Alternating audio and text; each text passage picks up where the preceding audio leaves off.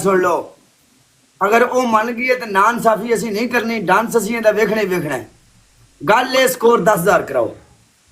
ਹਾਂ 10000 10000 ਸਕੋਰ ਕਰਾਓ। ਸਾਨੂੰ ਚੈਸ ਵੀ ਆਵੇ ਮੈਚ ਖੇਡਣ ਦੀ, ਉਹਨੂੰ ਡਾਂਸ ਕਰਨ ਦੀ ਚੈਸ ਆਵੇ, ਤੁਹਾਨੂੰ ਵੇਖਣ ਦਾ ਮਜ਼ਾ ਹੈ।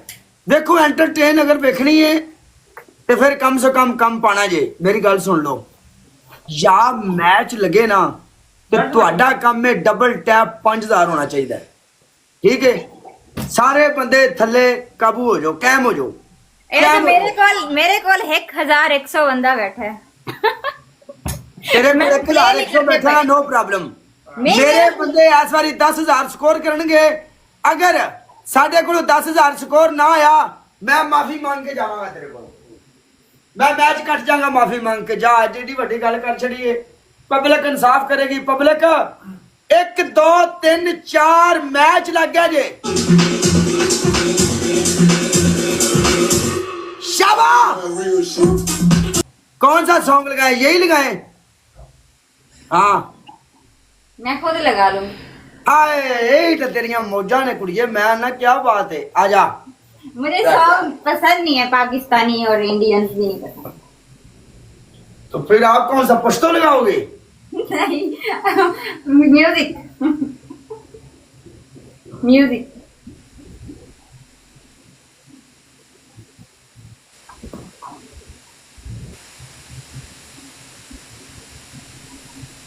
ये पश्तो गाना लगन लगा यार आज। हाँ पश्तो लगती होने रे।